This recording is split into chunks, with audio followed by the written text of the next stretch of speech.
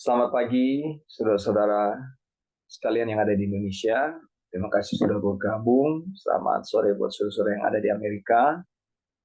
Terima kasih juga sudah sama-sama bergabung dengan kita. Hari ini tanggal 1 Juli 2024.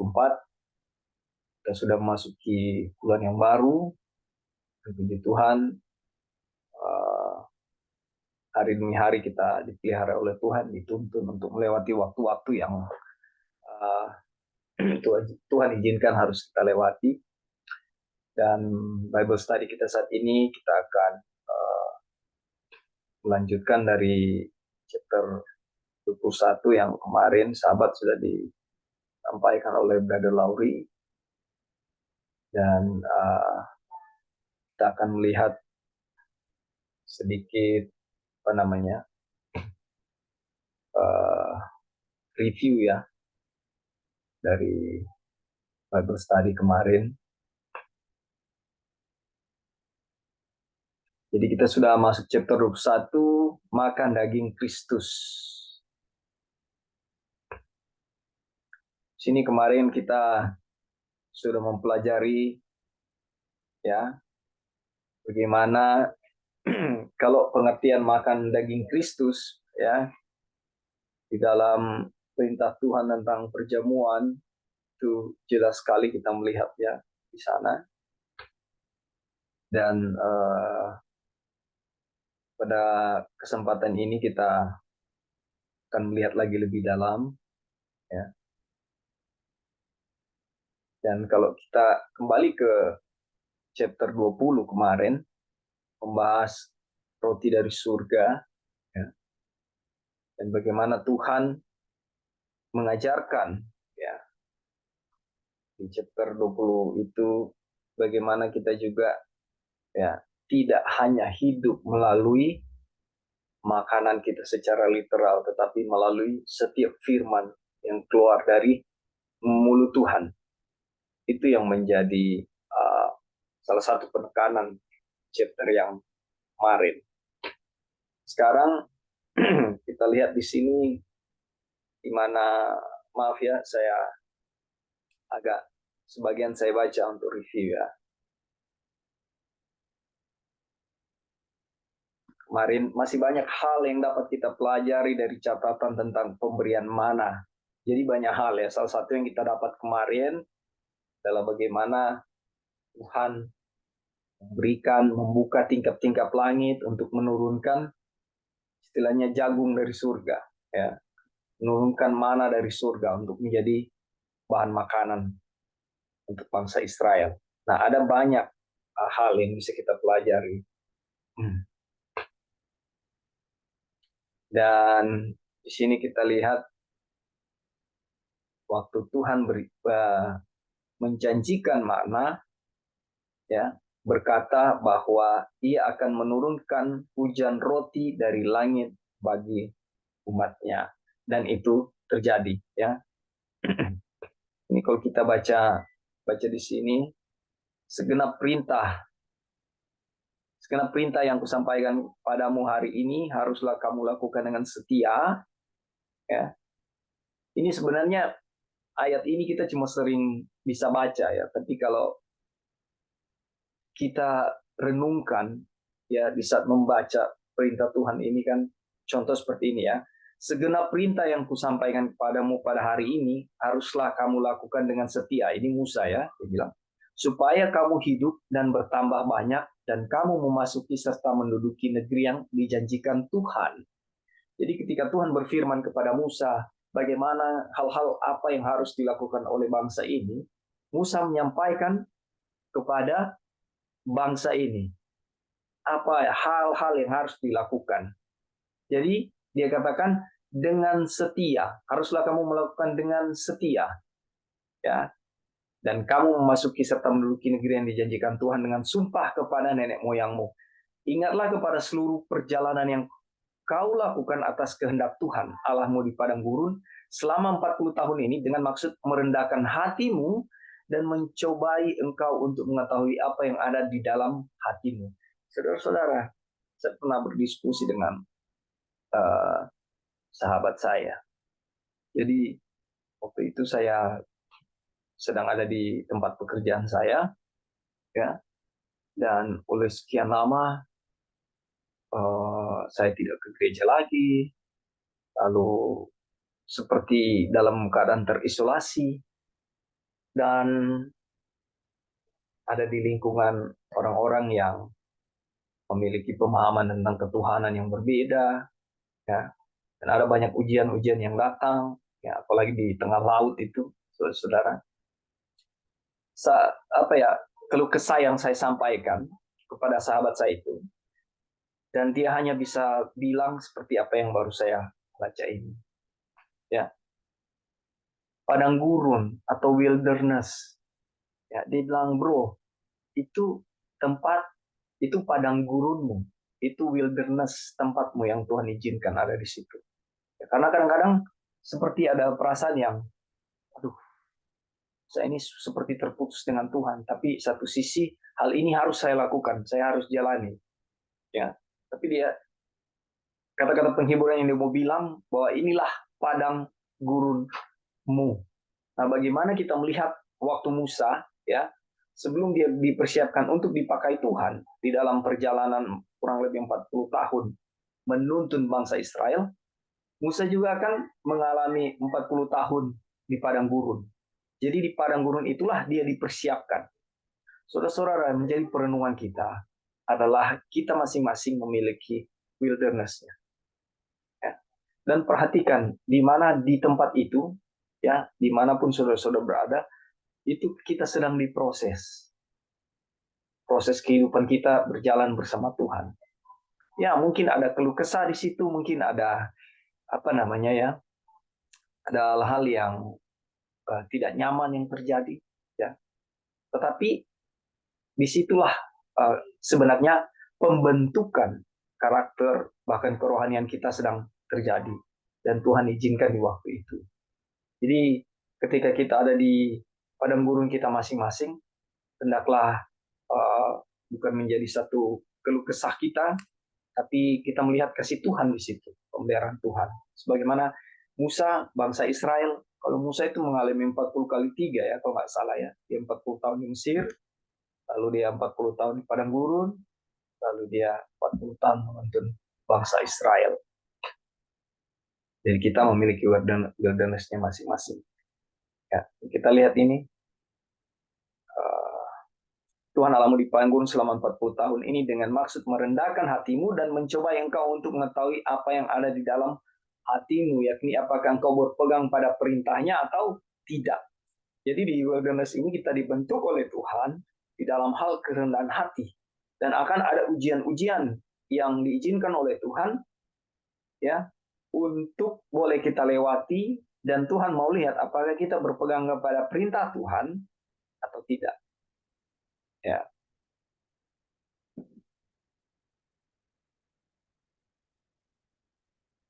Dan di wilderness juga ada di mana ada banyak ujian ketika Tuhan Yesus waktu itu diuji di sana. Nah, inilah kata-kata yang digunakan Kristus ketika dia menghadapi ujian di padang gurun. Ya, ada beberapa ayat yang berhubung erat dengan ayat ini yang di atas ini. Ya. Dan itu pelajaran yang kita pelajari waktu di chapter sebelumnya. Jadi ia merendahkan hatimu, ya, membiarkan engkau lapar, memberi engkau makanan mana yang tidak kau kenal dan yang juga tidak dikenal oleh nenek moyangmu, untuk membuat engkau mengerti bahwa manusia hidup bukan dari roti saja, tetapi manusia hidup dari segala yang diucapkan Tuhan. Dan waktu Tuhan Yesus juga, ya, peristiwa yang sama, dia selalu bilang ada tertulis, ada tertulis. Dan dia penekanannya juga, dia bilang bahwa manusia tidak hidup dari roti saja, melainkan dari setiap firman yang keluar dari mulut Tuhan. Aku mau supaya kamu mengetahui, saudara-saudara, bahwa nenek moyang kita semua berada di bawah perlindungan awan, dan bahwa semua telah melintasi laut. Untuk menjadi pengikut Musa, mereka semua telah dibaptis dalam awan dan dalam laut. Mereka semua makan makanan roti yang sama, dan mereka semua minum minuman rohani yang sama, sebab mereka minum dari batu karang rohani yang mengikuti mereka, dan batu karang itu ialah Kristus.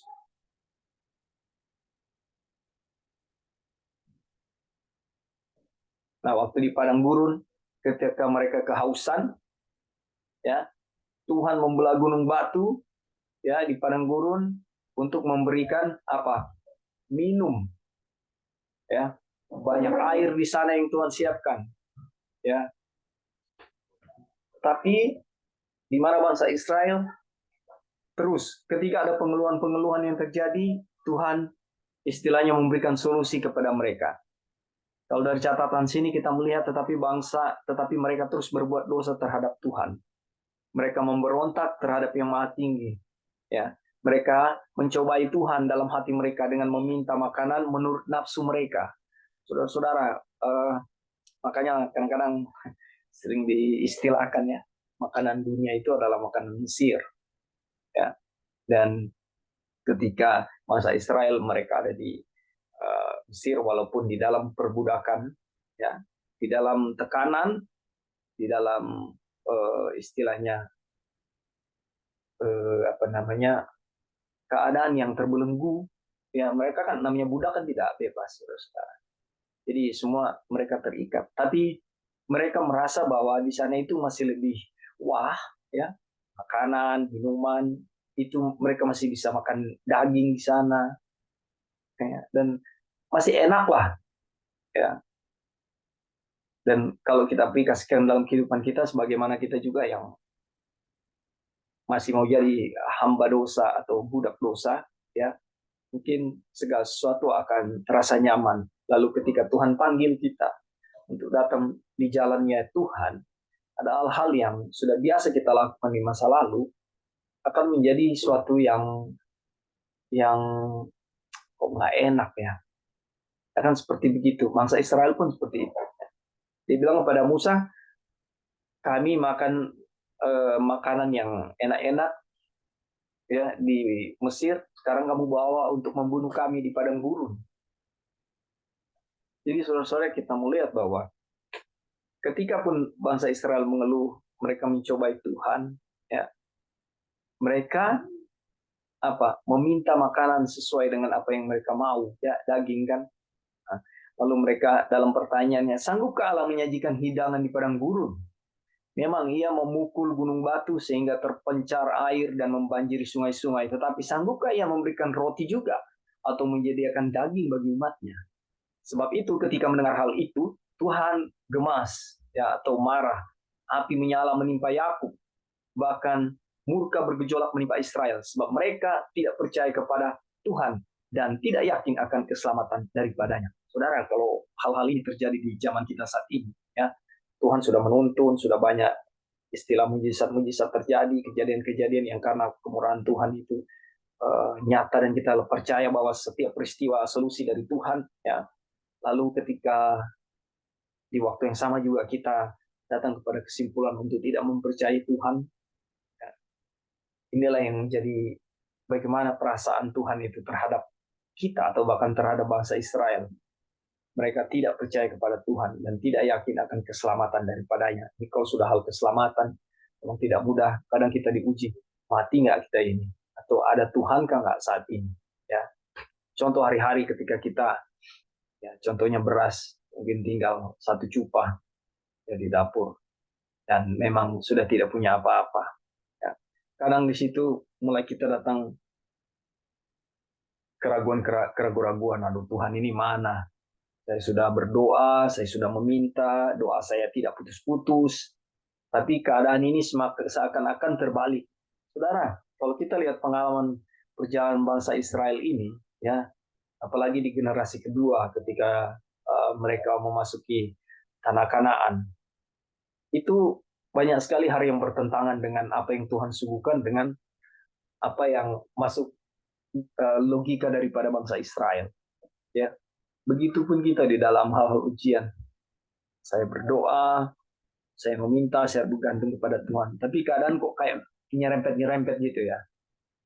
Ya, kayak seakan-akan, aduh, Tuhan ini mana? Kita akan dituntun kepada pemikiran seperti itu. Mana Tuhan ini? Ya. Tetapi mungkin saudara-saudara bisa jawab sendiri. Apa yang terjadi kepada saudara-saudara selama ini? Apa yang terjadi kepada saya selama ini ketika ada di istilahnya last minute, ya, last minute, bahwa wah Tuhan, saya tidak bisa apa-apa lagi. Dan kebanyakan peristiwa, kalau saya pribadi, kebanyakan peristiwa di last minute itulah mujizat terjadi. Ya, tapi sebelum memasuki last minute itu, pikiran bergejolak. Aduh, Tuhan ini mana? Tuhan bagaimana? Ya. Dan ketika kita sudah bertanya seperti itu, ini peristiwa yang terjadi bangsa Israel, itu sebenarnya keraguan-raguan yang muncul. Ya.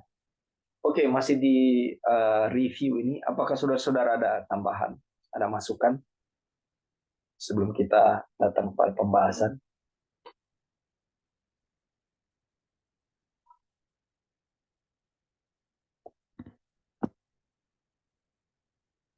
Baik, kalau belum ada, kita lanjut ya.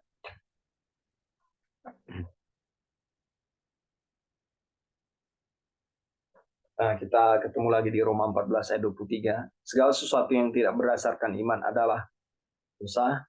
Ini juga menjadi satu bahan pelajaran yang salah satu bahan pelajaran yang kami bagikan selalu di daerah Lutat ya, dengan saudara-saudara kita yang uh, non Advent, mereka yang rindu. Begitu juga dengan saudara-saudara yang Advent yang belajar sama-sama. Penekanan tentang ayat ini ya, itu dalam kita tekankan segala sesuatu yang tidak berdasarkan iman adalah dosa, dan puji Tuhan pemahaman-pemahaman bertumbuh melalui hal ini, karena uh, apa namanya, kita juga ya, yang menyampaikan Bible study sedang diproses di dalam ayat ini ya, jadi bukan semata-mata kita menyampaikannya karena istilahnya kita ada di posisi lebih tahu dari orang-orang yang kita sampaikan, atau kita memiliki pengalaman lebih dari orang yang saya sampaikan ya. Di dalam hal ini pun kita semua sedang diproses, karena segala sesuatu yang tidak berdasarkan iman adalah dosa, itu akan menjadi bagian pengalaman saudara-saudara saya bagaimana itu diaplikasikan dalam kehidupan kita. Oke, apalagi yang perlu kita review di sini? Mungkin ada tambahan dari Lauri mungkin?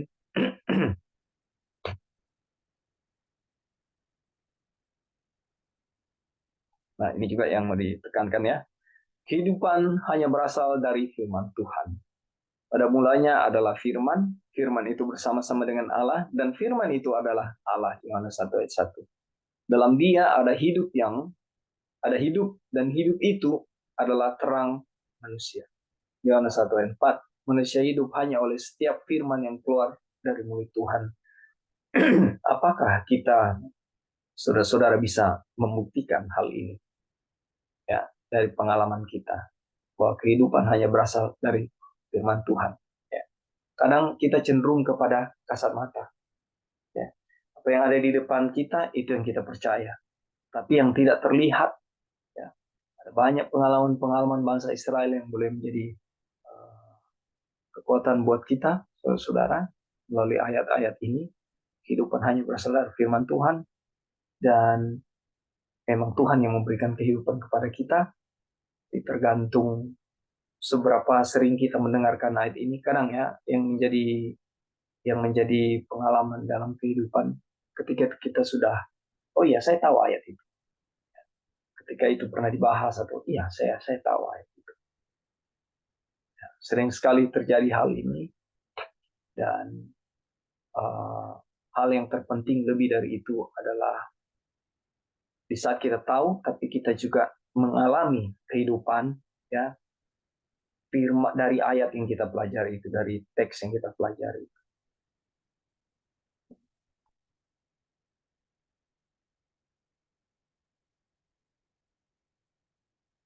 Oke, kita demikian review kita sampai di sini kemarin, sahabat.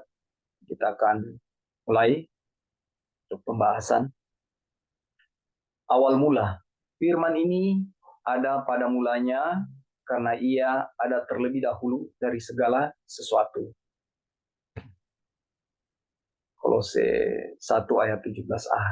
Dia adalah permulaan, sumber dari ciptaan Allah. Dari dialah segala sesuatu berasal. Oleh firman Tuhan, langit telah dijadikan, oleh nafas dari mulutnya segala tentaranya. Ya, jadi oleh firman Tuhan, langit telah dijadikan. Kita belajar tentang bagaimana firman ini memiliki kuasa. Ya. Nah, Mazmur 33:6 ini salah satu ayat yang mendukung bagaimana firman itu memiliki kuasa. Ya, sebagaimana di Kejadian 1, ya, itu dia bilang, jadilah terang. Ya. Dan ini di Mazmur 33:6 dia bilang, oleh firman Tuhan langit telah dijadikan. Jadi kalau di pembahasan-pembahasan yang lalu kita mau bilang bahwa contoh, ya, bagaimana firman itu memiliki kuasa. Ya. Dia tidak membutuhkan tools, ya, atau alat-alat atau apapun itu untuk menjadikan terang.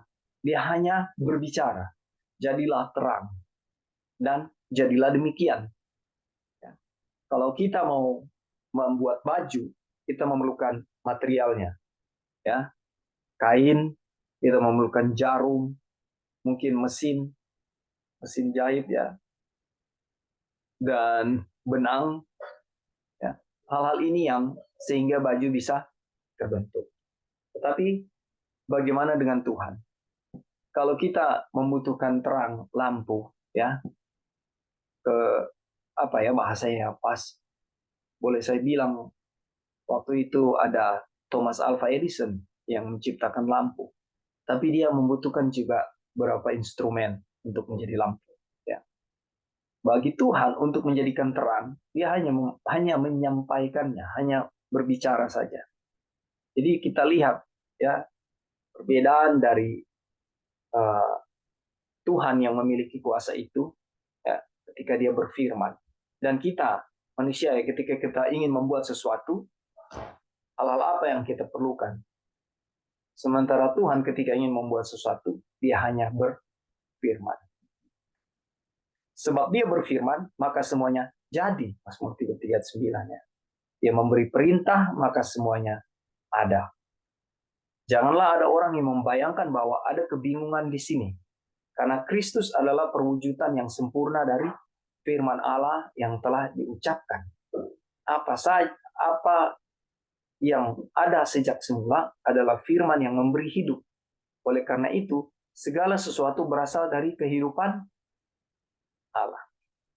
Oke, saudara-saudara, sejauh ini dari bacaan kita ini ada masukan, ada tambahan, saudara-saudara? Silakan.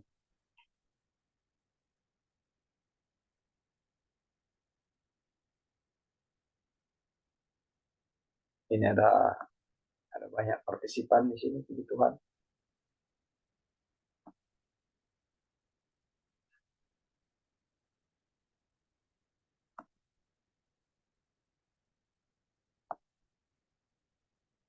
Bagaimana? Belum ada, saudara? Oke, jadi kita lihat ya bagaimana kuasa firman Tuhan. Ya, ada, silakan. Bisa dengar, Kak? Bisa. Silakan, ya. Oke, jadi mungkin kita ada pertanyaan ya. Pertanyaannya adalah, kalau firman Tuhan itu sendiri memberikan kehidupan, misalnya waktu penciptaan, Tuhan kan hanya berfirman, jadilah terang, terang itu jadi. Apa yang dia ucapkan itu jadi gitu. Iya. Nah sekarang ini ada dua orang misalnya. Satu baca firman Tuhan ya, dua-dua baca firman Tuhan. Tapi kenapa istilahnya ada satu orang yang bisa menjadikan firman Tuhan itu hidup dalam dirinya, terus satu orang enggak, permasalahannya di mana gitu. Kan sekarang lagi belajar toh. Saya mendengar pekabaran righteousness by faith. Teman-teman mendengar. Tapi bisa ada orang yang pekabaran itu hidup dalam dirinya, seperti firman Tuhan berbicara ada kehidupan, satu enggak gitu. Jadi permasalahannya di mana? Seperti itu. Apa titik permasalahan kenapa firman Tuhan kok yang sangat powerful, yang hanya dia bicara semua langsung terjadi, kok kepada kita manusia sepertinya nggak begitu kenyataannya gitu. Oke Kak, thank you. Terima kasih. Pertanyaannya bagus sekali ya. Ini eh, saya mau pinjam Brother Dave punya istilah ngeri-ngeri sedap ini menjawab. Oke, ada saudara-saudara membantu. Tolong bantu saya untuk jawab ini ya. Jadi dua orang belajar firman Tuhan yang sama. Satu bisa hidup di dalam kehidupannya firman itu, yang satunya tidak. Bagaimana ini? Padahal firman punya kuasa, ya kan? Jadilah terang. Jadi, oke, silakan saudara-saudara. Ada Pastor Jeki, ada Emi, Sister Devi, ada Kristi, Sister Wasti, ada Lauri. Silakan. Kenapa Tuhan firman-Nya berkuasa? Lalu ada yang mempelajari firman itu, yang satu firman itu bisa hidup di dalam diri dia, dan yang satunya tidak. Padahal ada kuasa loh. Apa permasalahannya? Silakan. Halo, ya. Ini pendekatan ya, pendekatan untuk memahami apa yang Sister Joy tanyakan. Nah, teman-teman boleh lihat kisah dari Kain dan Habel. Ya, ini adalah satu kisah yang mungkin bisa membantu kita untuk memahami pertanyaan tersebut. Kain dan Habel ini sama-sama mendapatkan firman yang sama, ya, untuk mempersembahkan korban. Dan firman itu bukan nggak berkuasa yang Tuhan katakan. Nah, Habel itu melakukan tepat seperti yang difirmankan, tetapi Kain tidak. Kenapa Kain tidak melakukan seperti Habel? Ini sama dengan apa yang Joy tanyakan. Kenapa firman yang sama yang dipelajari, yang satu melakukan ya, firman itu berkuasa dalam diri seseorang yang satu enggak. Nah, dari kisah Kain dan Habel ini kita bisa lihat sebenarnya firman Tuhan itu punya kuasa ya teman-teman, bukan nggak punya kuasa terhadap Kain sekalipun. Yang masalahnya adalah Kain punya pendapat sendiri, ya punya pendapat sendiri mengenai apa yang terbaik yang harus dia berikan kepada Tuhan. Dan menurut saya inilah cikal bakal dari semua ketidakmenurutan manusia. Manusia punya pendapat sendiri dan itu sama persis dengan bangsa Israel. Ketika Tuhan memberikan mana sepanjang 6 hari, Tuhan bilang, kumpulkanlah cukup sehari untuk sehari. Dan hari ke-6 adalah akan diberikan 2 kali untuk hari Sabat. Tetapi bangsa Israel punya pendapat sendiri. Ya.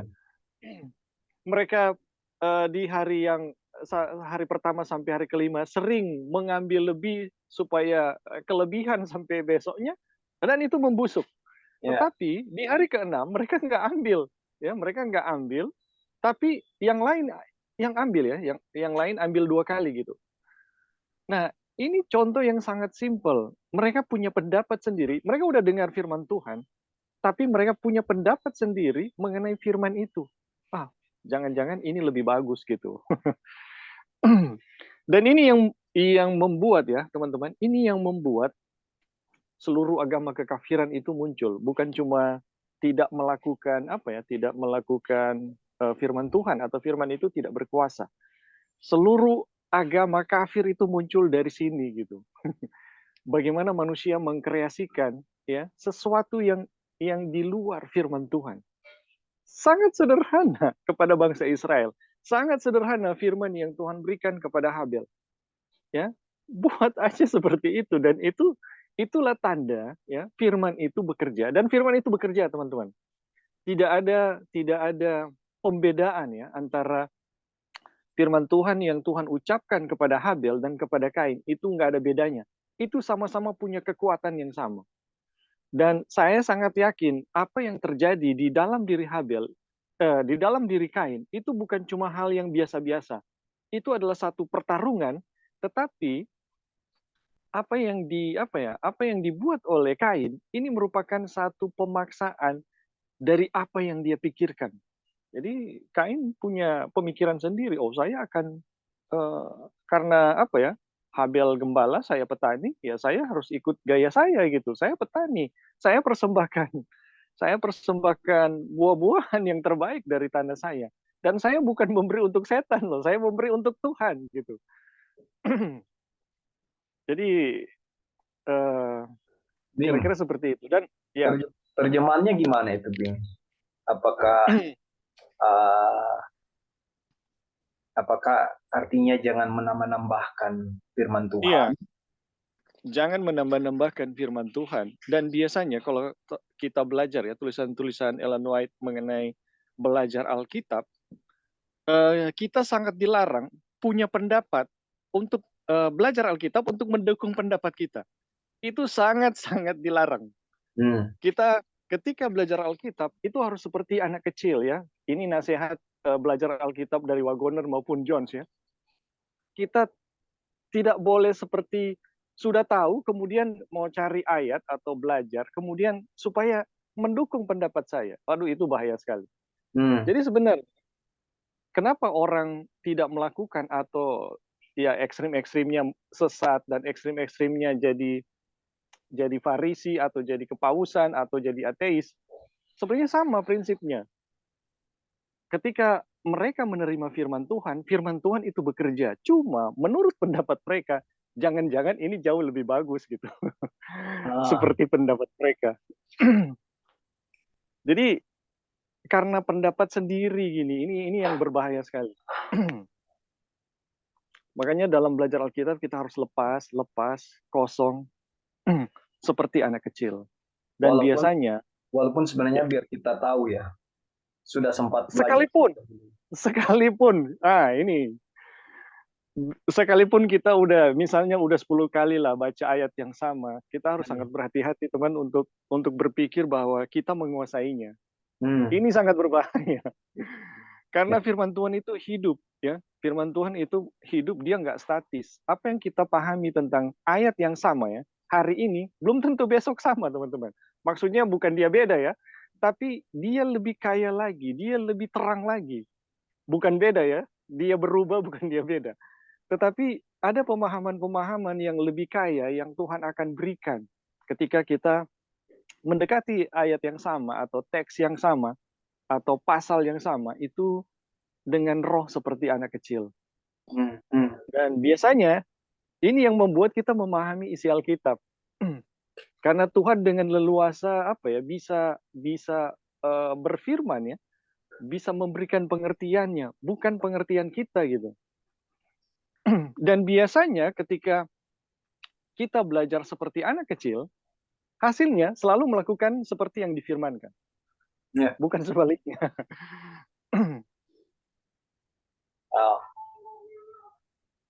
Oke, Bro, mungkin itu aja dulu dari Terima saya. kasih ya masukan yang baik dari jawaban ini. Saya teringat ini loh. Waktu kita belajar buku kabar kesukaan, di situ ya di awal-awal kan ada bilang kalau kita mempelajari buku Galatia, ya kita akan istilahnya lebih mudah untuk memahami seluruh isi Alkitab. Nah, waktu di awal itu kan saya nggak percaya, bukan nggak percaya karena istilahnya belum pas. Tapi ketika putaran kedua kita mempelajari itu, kan Glad Tidings kita sempat 2 kali putarannya. Putaran kedua kita mempelajarinya lagi, ya kabar kesukaan itu. Di situ saya lihat apa yang disampaikan itu kebenaran dari firman itu nyata. Ya, bahkan sampai hari ini, ketika membaca kutipan Roh Nubuat, ya atau membaca pasal-pasal yang lain di dalam firman Tuhan, dulu itu kayak numpang lewat aja. Oh ya, mungkin saya sudah baca, walaupun saya tidak bilang begitu ya.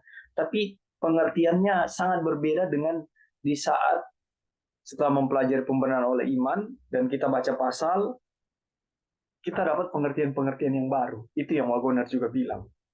Pengertian yang lama tentang pasal itu jadi berbeda dengan apa yang kita baca saat ini. Terima kasih, Brother Ebing. Ada tambahan jawaban yang lain, saudara-saudara. Jadi kalau firman itu berkuasa, ya, kenapa ada 2 orang yang belajar sama-sama, belajar firman Tuhan, satu ya bisa hidup firman Tuhan di dalam dirinya, yang satu tidak. Tadi Brother Ebing sudah kasih contoh Kain dan Habel. Ada yang lain, saudara-saudara? Perspektif lain mungkin?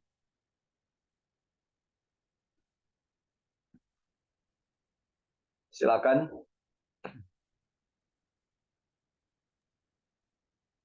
Halo.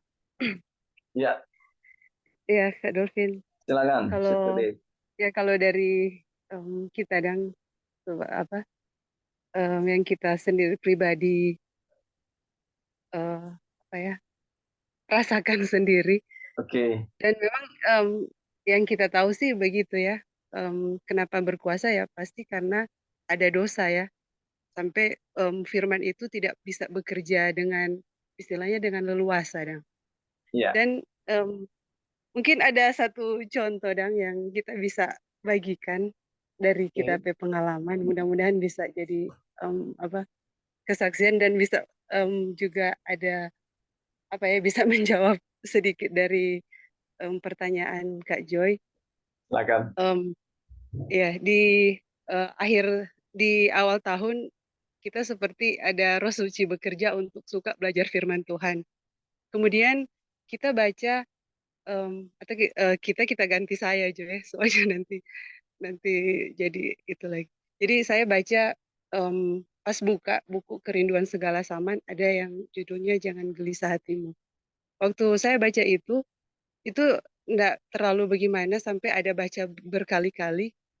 Terus di situ ada pelajaran tentang Roh Kudus. Oke. Waktu saya baca tentang Roh Kudus, aduh ada rasa pokoknya ada roh suci bekerja, ada kerinduan yang besar sekali supaya roh suci bekerja di dalam hati. Jadi saya berdoa terus kepada Tuhan untuk supaya roh suci memimpin bekerja di dalam hati. Jadi itu yang saya doakan terus. Kemudian setelah lewat pasal itu masuk di Getsemani. Dulu waktu kita baca Getsemani itu sangat terharu, terharu, rasa menangis. Cuma seperti itu aja. Nah, Tapi karena ada Roh Suci bekerja dan kita minta terus Roh Kudus untuk memimpin, kita mau belajar sendiri.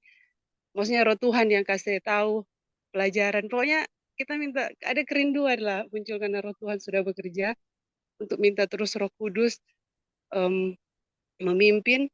Waktu kita baca Kerinduan Segala Zaman itu yang di bagian Getsemani, aduh itu betul-betul kita bisa lihat ya tabiat Yesus itu sangat indah sekali dan kita terpesona sekali dengan tabiat Yesus sampai tiba-tiba Kak Dolphin itu semua harapan-harapan dunia itu seperti rontok rontok pokoknya ya, pada ciri-ciri dan semua itu pokoknya yang kita rindukan itu tabiat Yesus. Aduh itu yang memang kita sangat menginginkan yang lain karena kita sangat terpesona dan kita lihat keindahan tabiat Yesus itu yang kita rindu-rindukan dan itu yang kita doa-doakan terus. Kita baca yang Petrus menyangkali Yesus, bagaimana Yesus menerima mereka, bagaimana kelemahan-kelemahannya murid-murid. Waktu Yesus berdoa mereka cuma tidur dan Yesus tidak mencela kelemahan mereka. Yesus hanya berkata berjaga-jagalah dan berdoa. Bagaimana sikap-sikap Yesus sedang terhadap dosa-dosa manusia itu. Aduh, sampai sampai waktu itu Kak Dolphin dari situ kita baca firman Tuhan itu memang rupa dan firman Tuhan itu berkuasa dan Pak kita yang memang enak sekali dan dia baca pokoknya dari situlah dari dan mulai rontok-rontok sama waktu harapan-harapan dunia dari situ kok rupa yang firman Tuhan itu lebih jelas kita bisa baca, lebih dimengerti. Jadi itu ya kenapa berkuasa mungkin itu ada dosa yang menghalangi kita sampai kita nggak bisa berkuasa firman Tuhan itu. Jadi kita perlu sekali minta Roh Kudus ya untuk menuntut terus untuk supaya kita bisa mengerti firman Tuhan dan dosa-dosa itu bisa selesai dan ya itu aja Kak. Terima kasih. Terima kasih kesaksian sedih. Jadi itu benar ya saudara-saudara. Dulu waktu saya pernah baca tentang bagaimana Tuhan Yesus mati di kayu salib, ya di mana bagaimana Bapa memalingkan wajahnya, ya. Lalu bagaimana Bapa merelakan anaknya untuk mati. Saya pernah baca dulu, ya. Dan beberapa kali saya baca, dan itu kayak tidak ada efek apa-apa. Saya bilang, oke. Ya, Bapak merelakan anaknya mati untuk dosa-dosa saya, dan ya anaknya menderita di kayu salib. Oke. Jadi hanya sekedar kayak pengetahuan yang saya dapat. Hanya sampai situ, that's it. Saya sudah tahu bahwa Bapak itu merelakan anaknya untuk mati. Tapi kedalaman dari arti itu semua saya tidak pernah selami. Saya tidak pernah dapat secara pembenaran oleh iman yang kita pelajari ini menuntun pelan-pelan saya untuk mengerti lebih dalam bagaimana Bapa merelakan anaknya. Bahkan kalau bicara ini saya sering meneteskan air mata. Ya. Saya yang tidak layak ini, ya. Saya yang berdosa, saya yang bejat ini. Tuhan mau mati buat saya. Dan Bapa itu dia relakan anaknya mati buat saya yang tidak layak ini. Sampai di poin itu, saudara-saudara. Ya. Yang seperti bagaimana Sister Devi tadi bilang, keinginan-keinginan dunia luluh lantah, langsung jatuh semua. Karena melihat betapa indahnya firman Tuhan. Ketika saya melihat saya yang tidak layak ini, dan Tuhan mati buat saya. Di situ saya lihat betapa tidak layaknya jari saya mau tunjuk-tunjuk orang. Betapa tidak layaknya saya untuk merasa lebih benar dari orang yang lain. Ya. Saya bejat, saya punya penyakit kusta keegoisan. Dan ini penyakit di dalam gereja sedang terjadi.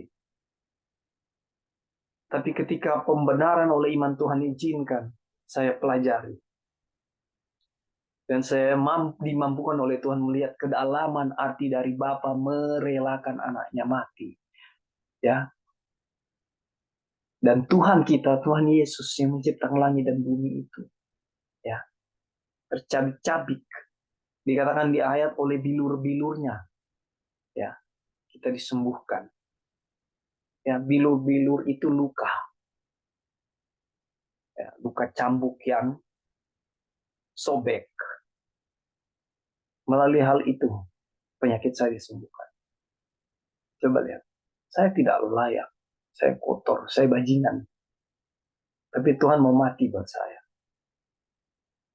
Sebelumnya pengertian itu tidak mampu saya lihat, tidak sanggup saya lihat kedalamannya apa dari penyerahan Bapa, kerelaan Bapa memberikan anaknya untuk mati di kayu salib. Lalu di fase kedua, itu proses pertama di mana Bapa menyerahkan anaknya.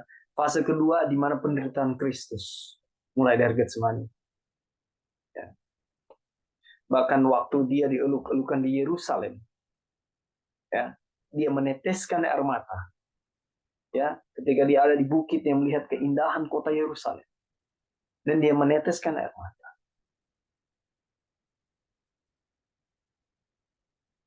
Apa yang dia lihat, saudara-saudara?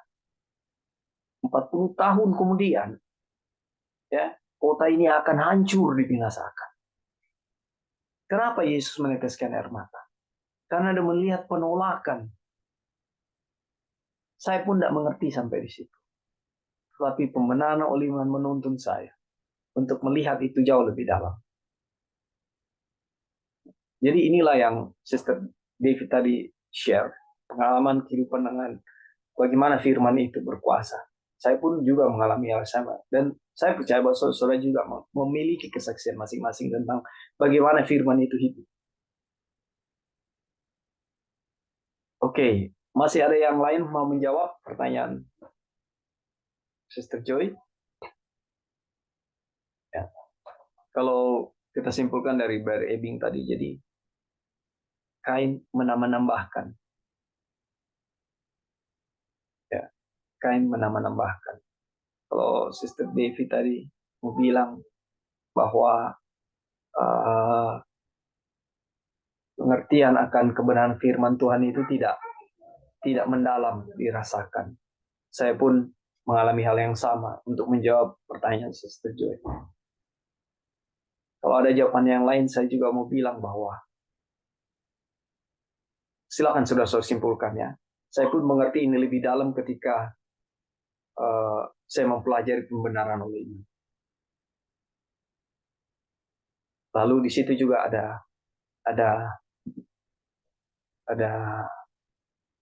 apa ya istilahnya, bahasa di mana kita surrender all ya. Ketika dengan firman kita berserah, ketika kita baca firman kita menyerahkan, kita bergantung kepada firman itu ya. Dengan iman kita bergantung kepada firman itu untuk melakukan apa yang firman itu ingin lakukan di dalam kehidupan kita.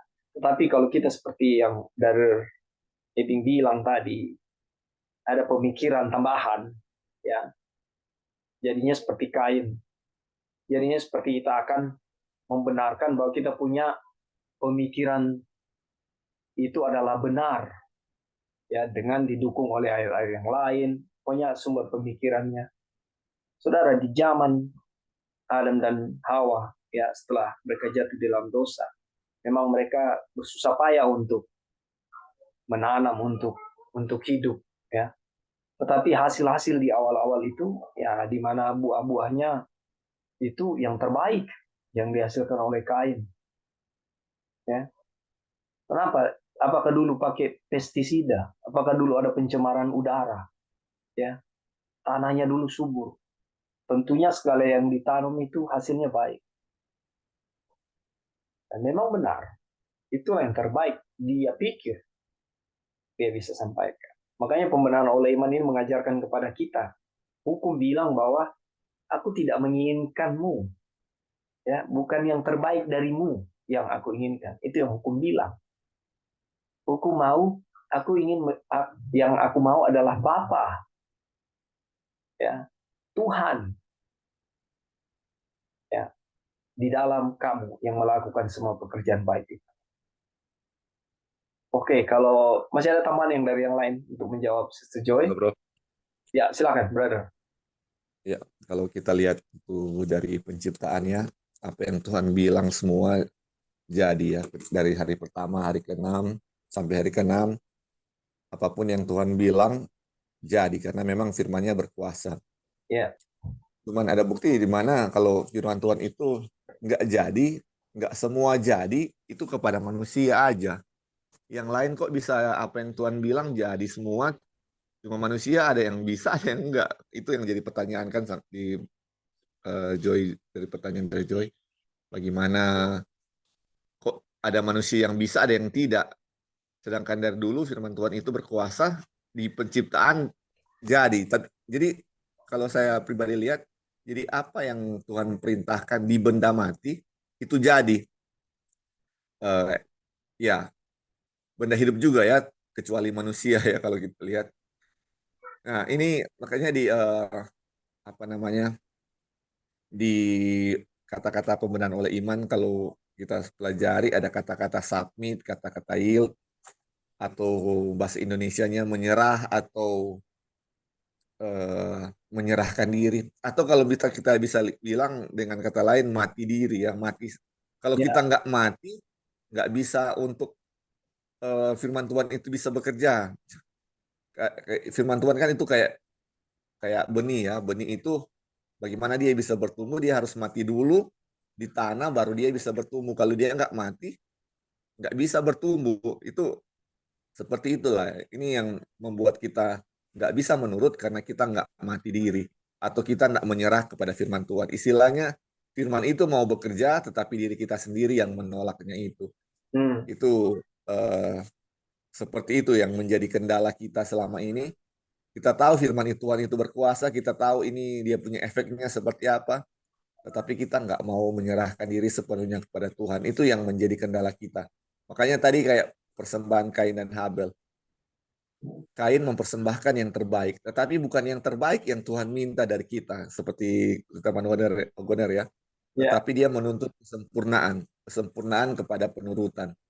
Jadi, dan pada dasarnya manusia itu tidak bisa menurut secara sempurna karena kita ketika berdosa maunya yang jahat-jahat yang kita bikin. Makanya itu bagaimana benih yang jahat bisa menghasilkan buah yang baik. Jadi harus mati dulu benih yang jahat itu, baru bisa tumbuh yang benih yang baik, baru bisa menurut. Nah, itulah makanya harus die daily atau mati setiap hari. Itu makanya pembelajaran oleh iman ini kan membuat kita seperti debu ya, atau mati. Jadi matilah kita punya kesombongan diri, sehingga firman Tuhan yang berkuasa bisa bekerja dalam hidup kita. Mungkin itu aja, bro. Terima kasih. Ya, terima kasih. Tambahan yang bagus ya. Dari Sister Joy, kira-kira bagaimana, ada sanggahan atau masukannya? Ya, halo Kak. Bisa dengar? Bisa, Joy. Oke. Kalau sanggahan sih tidak, semua masukannya itu sangat bagus dan puji Tuhan, semua tanggapan, komentar dari teman-teman yang sudah diberikan itu adalah jawaban yang Tuhan inginkan kita untuk tahu pada hari ini. Dan yang tadi Lali sudah kasih jawabannya ya. Jadi tambahan dari kita adalah, kalau teman-teman masih ingat waktu Tuhan memberikan hukumnya ya di Gunung Sinai, kalau kita belajar buku Everlasting Covenant, nanti kita akan belajar di sini, tapi kita juga sudah pernah kasih waktu itu kutipan dari buku Everlasting Covenant. Pada waktu Tuhan kasih hukum di Bukit Sinai, bangsa Israel punya respons apa waktu Tuhan kasih hukumnya? Apa yang mereka bilang kepada Tuhan? Iya, kami akan melakukan, iya kan? We will do, kita akan melakukan. Tetapi apakah itu sebenarnya jawaban kita sebagai manusia? Kita nggak bisa, yang tadi Lali bilang ya, kita nggak bisa melakukan apa-apa. Itu harusnya yang Wagner bilang, jawaban bangsa Israel harusnya bilang amin. Apa yang Tuhan bicarakan, Tuhan yang lakukan. Tapi bangsa Israel bilang, iya, kami yang akan melakukannya. Saya yang akan melakukannya. Jadi itu adalah, kita baca firman Tuhan. Nah, tadi Lali sudah kasih tambahan. Kenapa waktu penciptaan semua jadi Tuhan hanya berbicara? Kok kita manusia, firman Tuhan itu sudah sangat powerful, tapi kok nggak jadi di kita, permasalahannya apa gitu? Ya itu karena kita nggak mau menyerahkan, nggak submit, nggak mati. Saya yang mau melakukannya dengan usaha saya atau Kain.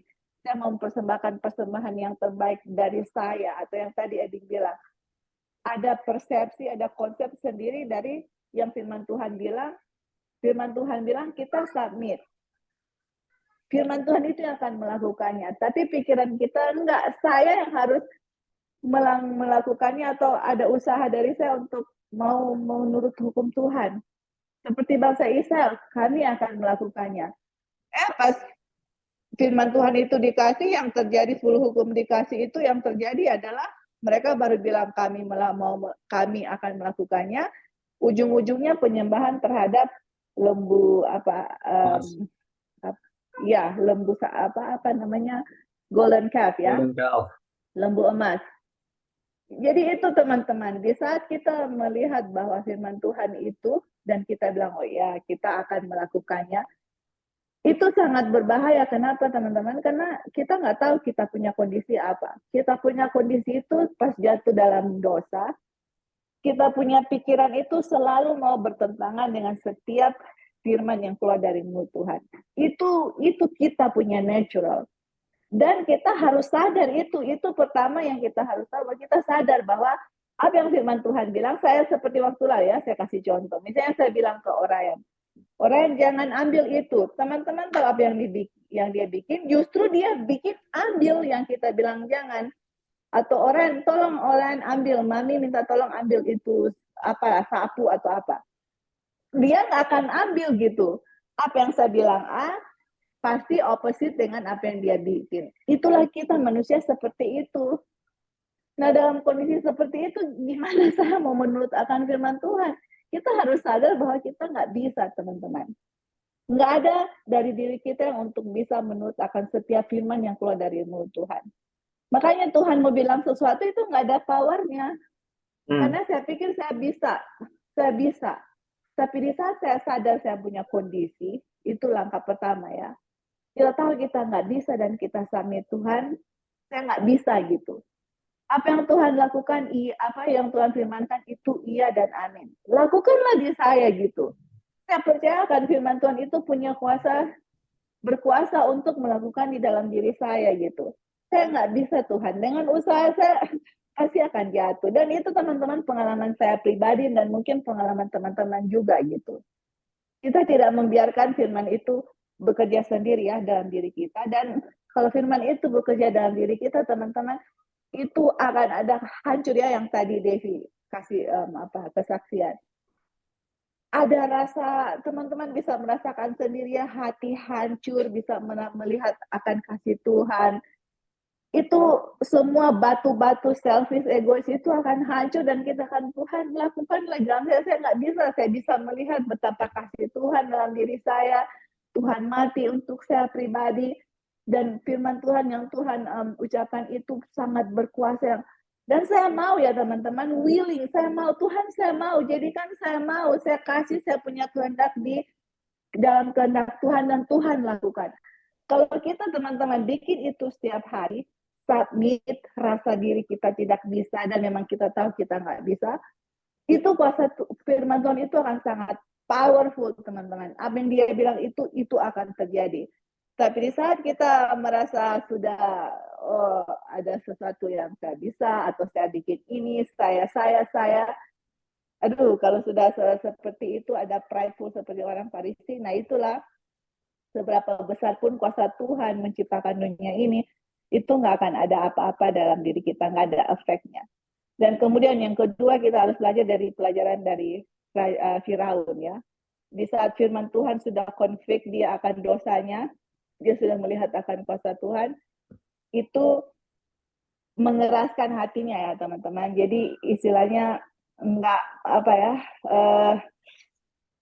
bisikan dari firman Tuhan itu kalau kita menolak akan firman Tuhan itu setiap hari hati kita yang lebih keras akan suara Tuhan seperti itu, dan itu sangat berbahaya ya. Jadi dalam setiap hari itu ada firman Tuhan yang kita baca, di saat itulah kita selalu submit sama Tuhan, merasa kita tidak ada kuasa, hanya firman Tuhan yang berkuasa, tolong saya. Makanya yang tadi ya Lali bilang ini, atau siapa yang bilang tadi, ini pekabaran ini akan Ellen White bilang akan menaruh kemuliaan manusia dalam debu tanah. Seperti itu. Jadi kalau kita bikin ini setiap hari, kita akan merasakan betapa kuasa besarnya akan kuasa Tuhan, firman Tuhan itu dalam diri kita. Tapi di saat kita membaca firman Tuhan ya, hanya sebagai casual aja, formalitas, pagi saya harus baca, tidak menjadikan firman itu sebagai firman yang hidup, ya nggak akan ada efeknya dalam diri kita teman-teman. Nggak akan terjadi apa-apa dalam diri kita seperti itu. Dan kemudian yang poin terakhir yang kita mau share adalah kemarin waktu orang Bible study di grup ada di gereja, kita bisa belajar dari pengalaman Raja Daud ya. Waktu dia menulis buku dia kan menulis buku Mazmur. Kalau kita lihat ya di Mazmur 23, yang dia tulis itu adalah The Lord is my shepherd. Tuhan adalah gembalaku. Kalau kita mau baca seperti itu pelajarannya apa ya? Di situ banyak dia punya aplikasi dan pelajaran. Tapi ada satu hal yang sangat menarik yang kita mau share adalah Raja Daud menjadikan Tuhan itu, firman Tuhan itu personal. Dia nggak tulis, dia bisa saja tulis, Tuhan itu adalah gembala kita semua gitu. Tapi dia bilang, my shepherd, saya punya saya gitu. Jadi firman Tuhan itu kita jadikan personal. Apa yang Tuhan bilang itu, bahasa itu Tuhan bilang memang untuk seluruh dunia, tapi kita jadikan firman itu untuk saya pribadi. Tuhan itu saya punya Tuhan gitu. My shepherd. Dan dia kalau kita baca terus dia he will lead me. Ada hubungan secara pribadi dia dengan Tuhan seperti itu. Jadi kita lihat itu ada dia punya relationship dengan Tuhan. Bagaimana anak kita juga merasakan kita tidak ada kuasa, Tuhan yang berkuasa, kita submit. Kemudian firman itu kita jadikan personal dalam diri kita. Aduh luar biasa teman-teman. Itu bisa kuasanya itu akan kita bisa lihat di dalam diri kita masing-masing, dan kita bisa merasakan betapa yang pelajaran yang kita pelajari pada saat ini ya, firman Tuhan itu yang akan memberikan kehidupan bagi diri kita. Oke Kak, thank you. Baik, Sister Joy, terima kasih untuk beberapa poin yang penting ya. Itu judulnya Unsuccessful Marriage. Ya. Waktu bangsa Israel bilang, ya Tuhan kami mau melakukannya. Ya kami bisa. Itulah kegagalan bangsa Israel. Dan itu bisa jadi kegagalan saudara dan saya juga. Ketika ada firman, kita pikir kita bisa untuk mengikuti perintah-perintah itu. Oke, pertanyaan yang baik. Terima kasih. Ya, ada Bro, yang lain? Brother Eni, silakan. kemungkinan ini pertanyaan lanjutan ini, Bro. Oke. Jadi dari kisah bangsa Israel, teman-teman, kita bisa lihat ya bahwa sebenarnya yang Tuhan minta kepada bangsa Israel cuma dengar firman dan pegang janjinya. Nah, itu yang kalau teman-teman baca ya, dengar firman-nya, pegang janjinya. Cuma itu dua. Tapi respon dari bangsa Israel adalah kami akan melakukannya. Ini jauh sekali ya, jauh sekali. Yang Tuhan minta, dengarkan firman-Ku dan pegang perjanjian-Ku. Ya. Maka mereka akan menjadi melakukan semua hukum-hukum Tuhan. Dan memang kenyataannya seperti itu, teman-teman. Nah, respon bangsa Israel adalah kami akan melakukannya. Nah, teman-teman, ini fakta yang membuat bangsa Israel ini gagal melakukan hukum-hukum Tuhan ya. Kita udah saksikan ceritanya. Nah, yang saya mau bertanya di sini ya, teman-teman. Apakah ketika kita mengucapkan maaf ya, ketika kita mengucapkan atau menghimbau orang, jangan cuma teori, prakteknya. Apakah kita tidak sedang mendorong orang lain untuk bertumpu pada usahanya gitu untuk melakukan hukum Tuhan?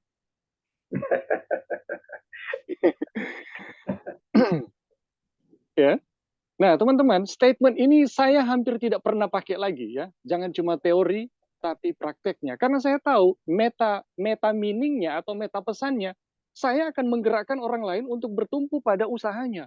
Bukan mengarahkan orang-orang itu berpegang pada perjanjian Tuhan dan menerima firman Tuhan itu apa adanya gitu. Jadi teman-teman, buat saya ya secara pribadi saya tidak pernah pakai lagi untuk menghimbau orang. Jangan cuma teori, prakteknya.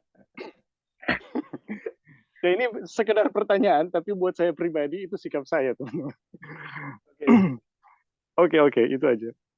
Ini luar biasa sekali ya, karena memang ini yang terjadi. Itu pun terjadi saya waktu di Makassar. Jadi ada seorang sahabat saya, mungkin sudah kedua kali saya sampaikan ini. Dia tanya, ya, bro, apa sih yang kamu bawakan ini? Saya bilang, oh pelajaran pembenaran oleh iman. Oke, saya mau tanya, kamu mengalami enggak mujizat dari pekabaran itu? Ya, atau kamu cuma menyampaikan ini cuma jadi kayak teori? Apakah kamu mengalami itu? Lalu saya jawab, brother,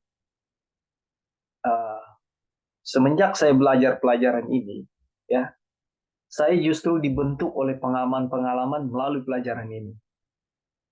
Dan ada banyak sekali kesaksian, banyak sekali peristiwa yang membentuk saya untuk lebih utuh memahami pelajaran pembenaran oleh iman ini. Ya. Dan hal yang Brother Eding sampaikan itu, jangan cuma teori. Itu juga menjadi percakapan kami dengan Brother Dave juga. Ya. Jadi bukan cuma sekedar kayak teori, ya, tapi bagaimana kita melakukannya. Nah, kalau kita menyarankan orang yang kayak Brother yang bilang tadi, jangan cuma teori, kamu harus melakukan. Ini konotasinya memang bertolak belakang dengan pembenaran oleh iman. Coba perhatikan, saudara. Tetapi kita pun masing-masing diberikan pemahaman oleh Tuhan dan pengertian yang lebih dalam lagi bagaimana kebenaran ini boleh kita alami melalui pengalaman kita dan menjadi kesaksian buat orang lain untuk kita sampaikan. Ya. Dan memang kita juga harus berhati-hati di dalam menyampaikan dari satu kalimat kepada kalimat yang lain, karena ketika bukan masalah jaga-jaga, tapi ada orang-orang yang istilahnya kritis, memperhatikan setiap kata yang keluar dari mulut kita. Jadi ketika ada kata-kata yang tidak bisa kita pertanggungjawabkan secara alkitabiah, itu akan menjadi permasalahan. Ya. Dan kita perlu hikmat dari Tuhan untuk apa yang harus kita sampaikan. Jadi ada benarnya juga ya tadi bahwa kita untuk tidak bertolak belakang dengan apa yang sedang kita pelajari. Ada yang lain mau menjawab Brother Ebing? Silakan.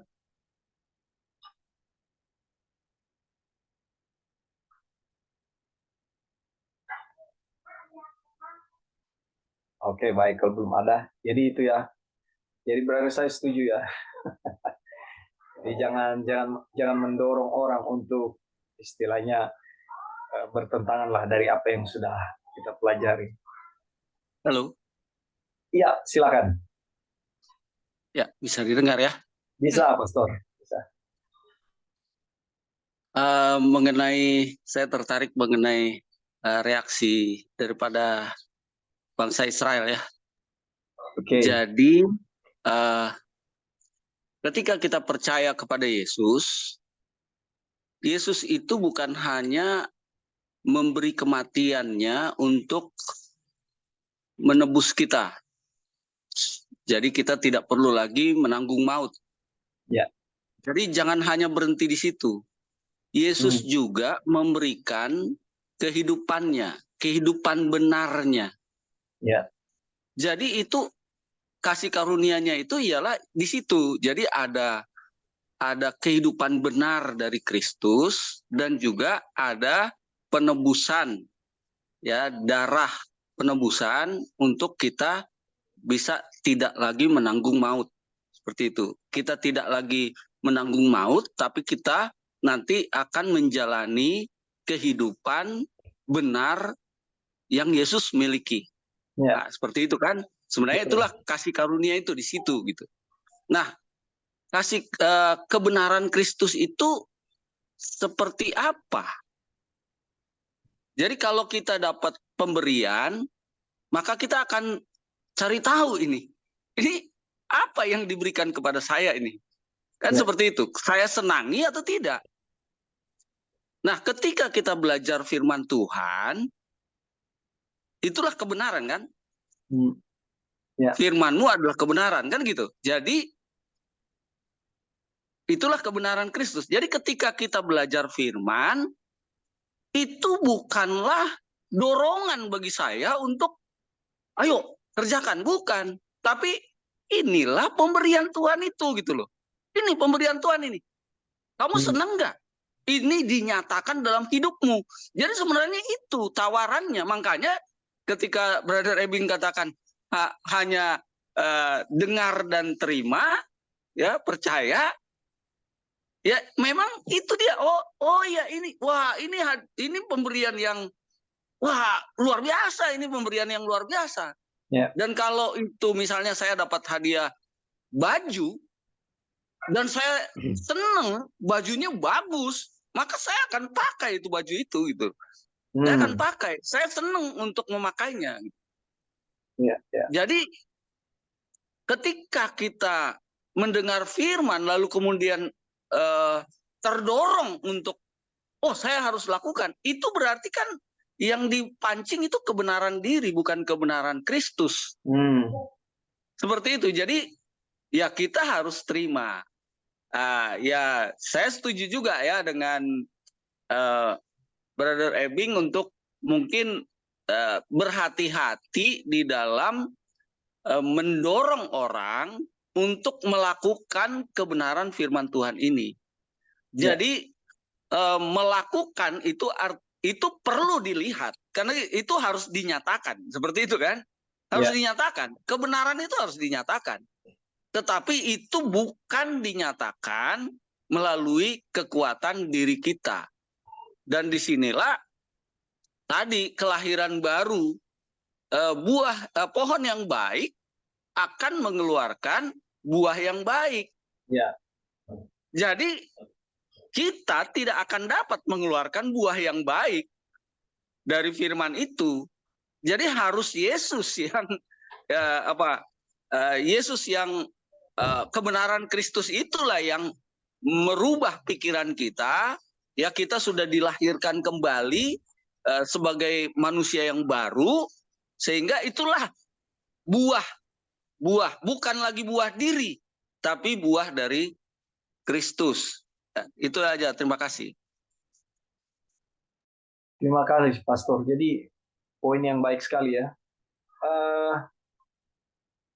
Pemahaman kita terhadap apa ya bahasanya yang pas, proses kali ya, terhadap proses ya, yang tadi kan diuraikan oleh Pastor Jeki.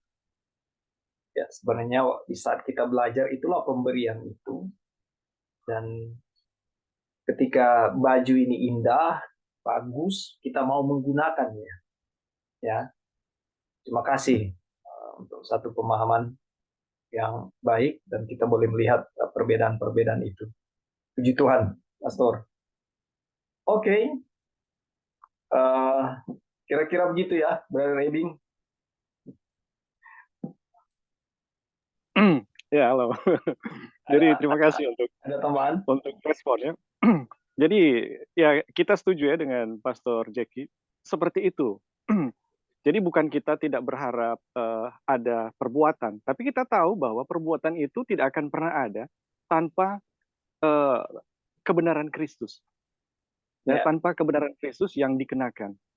Nah, makanya teman-teman, itu yang bahasanya tepat sekali ya, hati-hati. Kita harus hati-hati ketika kita menghimbau orang untuk melakukan sesuatu yang itu harus nyata dalam kehidupannya. Karena kalau kita yang belajar pembenaran oleh iman, kita akan tahu persis setiap orang yang gagal melakukannya, ya memang pada dasarnya begitu manusia gitu. Dia berdosa dan tidak mampu. Biasanya teman-teman, kegagalan itu selalu dilatar belakangi dari kepalsuan atau ketidakbenaran ya tentang Injil yang dia miliki, sehingga buah itu nggak lahir gitu, buah itu nggak nampak. Jadi buat saya ya secara pribadi, saya lebih pusing bukan pada buahnya, tapi bagaimana pohon yang membentuknya gitu. Apakah ini semak duri yang perlu dicabut atau pohon yang harus diganti lagi gitu. Nah, ini yang kita lebih peduli di situ. Nah, teman-teman, kebanyakan sih pemahaman yang salah tentang Injil ini yang menyebabkan tidak lahirnya buah itu gitu. Beda dengan orang yang udah istilahnya seperti Rasul Paulus ya, atau seperti Petrus menegur Rasul Paulus menegur Petrus ya. Petrus ini udah tahu betul gitu tentang apa ya, tentang bagaimana keselamatan itu terjadi, dan kalau Paulus menegur dia ya itu pantas gitu. Itu pantas, dia tahu persis gitu bagaimana keselamatan itu terjadi. Tetapi ada banyak orang teman-teman tidak tahu. Dan bahkan mereka sementara bagaimana sih mau menghasilkan yang baik itu bagaimana gitu. Mereka tidak tahu, dan ketika mereka tidak tahu kemudian kita datang kepada mereka. Jangan cuma teori ya, prakteknya. Ya mereka pasti memang akan praktek yang salah gitu teman-teman. Nggak mungkin itu terjadi. Hal-hal yang baik gitu. Itu nggak mungkin terjadi. Jadi buat saya secara pribadi kepada orang-orang yang tidak paham ya teman-teman. Saya pikir ya, atau bisa saja paham tapi tidak sepenuhnya ya teman-teman, atau sedang salah paham gitu. Saya lebih suka bagaimana memperbaiki masalah itu pada akarnya atau pada pemahaman-pemahaman yang sekiranya mungkin itu menjadi dorongan buat orang tersebut untuk lahirnya satu perbuatan baik gitu. Untuk lahirnya satu perbuatan baik. Seperti ya, misalnya kita sebagai orang tua, kita melihat anak-anak kita tidak menurut. Sebenarnya akar permasalahannya adalah bukan pada mereka membangkang kata-kata kita, teman-teman. Tapi bagaimana kasih sayang kita, penyatuan hati kita dengan mereka, itu nggak jadi sebenarnya. kalau kasih sayang dan penyatuan hati itu terjadi, itu anak-anak nggak akan pernah akan membangkang orang tua loh. Jadi buat saya secara pribadi adalah bagaimana kita menyelesaikan akar masalahnya, ya. Kemudian buah akan diikuti gitu. Mungkin itu aja, bro. Terima kasih. Oke. Baik, terima kasih, Bang Reddy, untuk tambahannya. Oke. Taufik. Oh ya, saya setuju. Silakan. Oke. Ini diskusinya sangat menarik kita lihat. Ya. Jadi betul sekali ya yang Ebing sama pendeta Jackie tadi bilang. Orang ini orang Advent yang kalau kita lihat ya dari sejak kita kecil selalu fokusnya maunya buah yang baik gitu. Oh, ngana mesti begini, ngana mesti begitu, enggak boleh begini, enggak boleh begitu, apalagi kalau hari Sabat. Tapi kita nggak tahu bagaimana buah yang baik itu bisa dihasilkan gitu. Kita hanya fokusnya, oke, ini harus begini, harus begitu. Kalau enggak begini masuk neraka. Kalau ngana begini masuk surga. Seperti itu kan? Maunya dibuat, tapi kenyataannya buah yang keluar nggak seperti yang diharapkan gitu ya. Nah, ternyata kita lihat fokus permasalahannya adalah yang Wagner bilang, yang tadi Ebing sama Pastor Jackie bilang. Harus pohon itu baik, baru bisa menghasilkan buah yang baik. Nggak mungkin pohon jahat menghasilkan buah yang baik gitu loh. Itu pokok permasalahannya di situ. Nah, sekarang saya bagaimana mau dapat buah yang baik atau untuk bisa menghasilkan buah yang baik gitu. Nah, makanya kita belajar ini adalah hanya kebenaran Kristus dalam diri kita yang bisa menghasilkan kebenaran atau buah gitu.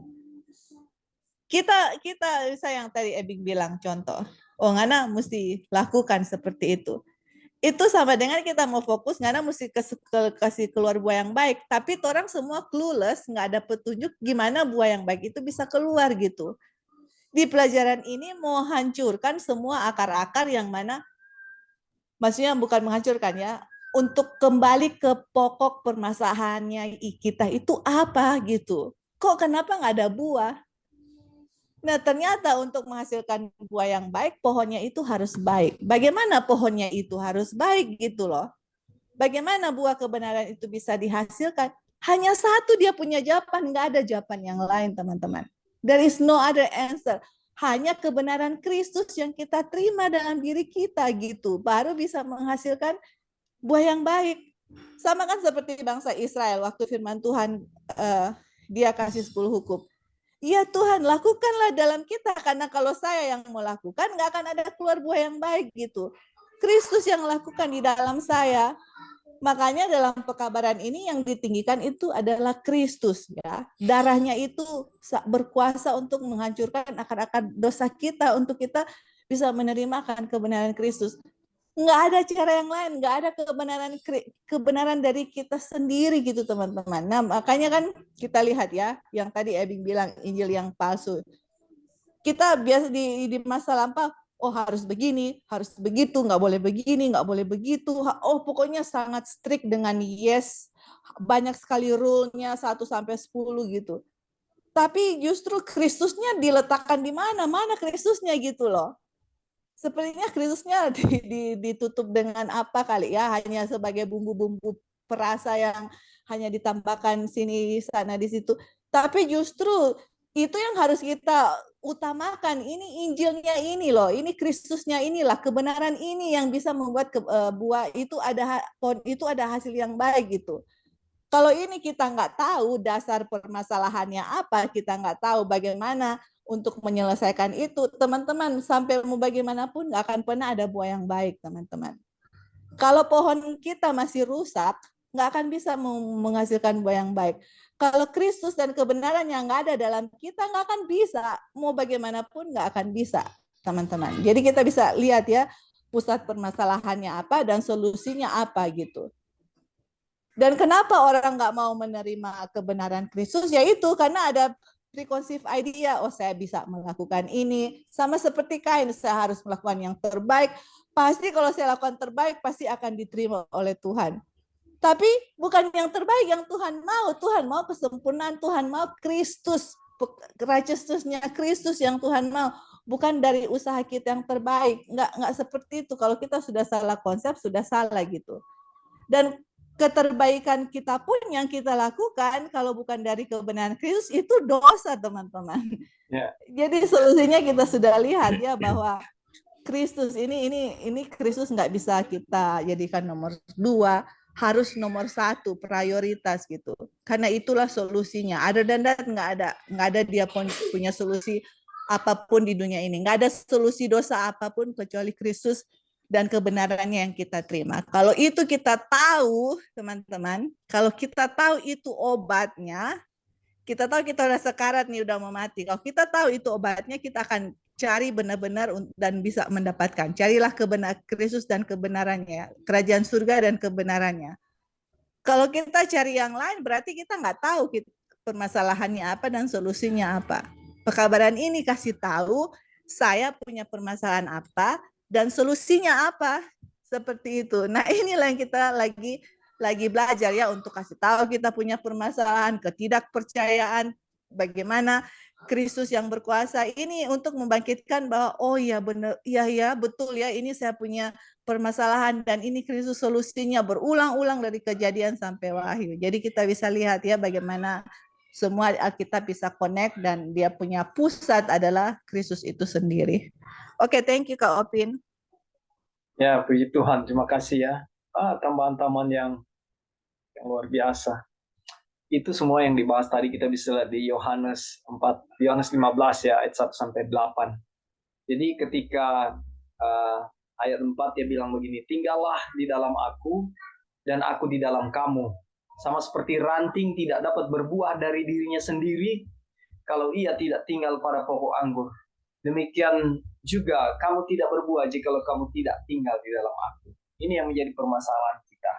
Ya, jadi bagaimana kita ya hari ini terhubung dengan Tuhan, besok tidak, ya lusa tidak, nanti 3 hari kemudian kita terhubung lagi dengan Tuhan, 4 hari kemudian kita terhubung dengan Tuhan. Jadi setiap hari itu tidak ada konektivitas yang harusnya tidak berkeputusan. Ya, jadi harus terus terhubung dengan Tuhan. Itu yang menjadi masalah. Jadi ketika kita ada, ini yang dibahas tadi Pastor Jackie, Brother Ebing, Sister Joy, ketika kita tidak tinggal di dalam Kristus, ya, ini yang menjadi permasalahan. Buah-buahnya yang keluar adalah tentunya bukan buah-buah kebenaran. Karena di ayat 1 dia bilang, akulah pokok anggur yang benar. Di ayat 2 dia bilang apa? Setiap ranting padaku yang tidak berbuah dipotongnya, dan setiap ranting yang berbuah dibersihkannya. Jadi kalau kita tidak ada buah, ya kita dipotong. Kita tahu itu artinya apa, ya, kebinasan. Jadi saudara-saudara, inilah hal yang luar biasa. Dan Yohanes 15 ini menjadi ayat favorit saya lagi ya, ketambahannya ketika mempelajari pembenaran oleh iman ini. Dulunya saya tidak paham apa itu Tuhan itu adalah pokok anggur, kita ini ranting-rantingnya, buahnya bagaimana. Ketika kita tidak terhubung dengan pokok anggur tersebut, hasil-hasilnya apa, buah-buah kita yang keluar itu apa, itu hanya sekedar bacaan. Tapi mendalami pembenaran oleh iman, ya, atas izin Tuhan bisa mampu melihat lebih dalam lagi dari setiap pasal-pasal dari kebenaran. Ya, luar biasa, puji Tuhan saudara-saudara. Terima kasih untuk masukan dan tambahannya ya. Oke. Kita lanjut kutipan. Salah satu firman yang diucapkan Tuhan pada mulanya adalah, hendaklah tanah menumbuhkan tunas-tunas muda, tumbuh-tumbuhan yang berbiji, segala jenis pohon buah-buahan yang menghasilkan buah yang berbiji, supaya ada tumbuh-tumbuhan di bumi. Ini salah satu firman yang Tuhan ucapkan ya. Jadi buah-buahan itu terjadi ya bukan karena Tuhan pergi ke bumi, dia menanam biji-bijian ya atau bibit-bibit untuk supaya ada tumbuh-tumbuhan. Dia hanya berfirman. Apa hasilnya ya? Dan jadilah demikian dari firman itu. Tanah itu menumbuhkan tunas-tunas muda, segala jenis tumbuh-tumbuhan yang berbiji dan segala jenis pohon-pohonan yang menghasilkan buah yang berbiji. Allah melihat bahwa semuanya itu baik. Luar biasa ya, saudara-saudara. Dia cuma berfirman, terjadi seperti apa yang dia bilang, dan itulah kebenarannya. Ya, jadi kalau sekarang kita mau tanam durian montong, kita harus pergi beli bibitnya mahal. Lalu ada lagi yang durian apa tuh yang kuning isinya yang mahal sekali, 1 kilo 1 juta kalau nggak salah. Apa itu? Saya lupa. Dan itu bibitnya dijual mahal sekali. Kita harus beli itu dan tanam untuk jadi. Ya bisa jadi bisa tidak ya. Tapi tidak demikian dengan Tuhan. Dia hanya berfirman dan segala hasilnya Tuhan lihat itu baik adanya. Menabur firman kehidupan. Apa yang terjadi di sini? Sederhana saja, firman itu menjadi rumput dengan mengatakan hendaklah tanah menumbuhkan tunas-tunas muda dan seterusnya. Tuhan menaburkan benih, ya, segala sesuatu yang baik. Bumi masih kosong dan tidak ada yang dapat dihasilkan darinya sebelum benih ditaburkan. Tetapi tidak ada yang ditaburkan kecuali firman. Ya, kalau kita baca di sini, makanya jangan sampai membingungkan kan? Membingungkan karena di sini dibilang Tuhan menaburkan benih, tapi sebenarnya benih yang ditaburkan itu adalah firman. Oleh karena itu, jelas sekali dan sama benarnya dengan Alkitab bahwa benih dari mana segala sesuatu berasal yang pada mulanya tumbuh dari tanah dan tidak lain adalah firman Allah. Dulu sering kita punya teka-teki ya, human wisdom ya, bahwa telur dulu atau ayam duluan. Ya kan? Dan ketika kita coba menelusuri akan terjadi kebingungan di situ. Tapi kalau kita berdasarkan firman Tuhan, kita akan tahu jawabannya bahwa adalah ayam lebih dulu. Ya, baru ada telur. Demikian juga dengan tumbuh-tumbuhan. Dan juga kehidupan dari setiap benih yang ditumbuhkan oleh rumputnya, tumbuh-tumbuhan dan pepohonan tidak lain adalah firman Allah yang sesungguhnya. Saudara, dulu waktu kita bahas Gospel in Creation, ya, berapa tahun lalu, 4 tahun lalu itu. Saya ingat Brother Larry menjelaskan, ya, Sister Joy juga menjelaskan, betapa indahnya. Coba kita keluar rumah dan perhatikan rumput, ya, itu dia bertumbuh, ya, dia bertumbuh, ya, hari demi hari. Tidak ada yang menanam rumput itu. Itu juga pohon-pohonan dan tumbuh-tumbuhan yang lain, ya, kecuali di kebun kita mau tanam jagung atau apapun, ya. Tapi konsepnya sama, prinsipnya sama bahwa itu dia bertumbuh. Ya, oleh karena apa? Oleh karena firman. Dan itu luar biasa sekali. Kita secara kasar mata hanya melihat, ya ini kan hidupnya. Jadi ya tumbuhan bertumbuhlah, gitu kan? Pemahaman yang tidak alkitabiah. Tapi kita masuk lebih dalam kepada firman Tuhan, kita akan melihat, ya, segala sesuatu itu karena firman Tuhan. Firman Tuhan yang memberikan kehidupan kepada rumput-rumput, ya, di padang, ya, dan dia bertumbuh keluar, ya, bahkan pohon atau apapun itu sampai menghasilkan buah. Itu karena kuasa firman Tuhan. Kalau kita tidak pernah merenungkan itu, kita tidak pernah mencocokkan segala sesuatu dengan firman Tuhan. Mencocokkan sini bukan berarti bukan cocokologi, ya. Artinya kita melihat tumbuhan itu melalui firman Tuhan. Kita akan melihat kuasa Tuhan, ya. Tidak mungkin kita melihat tembok itu dengan firman Tuhan, karena kita tahu tembok itu buatan manusia. Tapi tembok yang baik oleh karena firman Tuhan itu bisa terjadi. Ya. Ketika kita sebagai tukang bekerja, melakukan pekerjaan itu dengan hati, sebagaimana firman Tuhan bilang, ketika kita melakukan apapun itu, hendaklah kita melakukan seperti melakukannya untuk Tuhan. Ya, hasil karya dari pekerjaan dari tukang-tukang yang menghasilkan tembok itu akan baik adanya. Ya, itu dari perspektif firman Tuhan. Sama juga dengan rumput-rumput tadi. Kita akan melihat melalui firman Tuhan bahwa ada kuasa.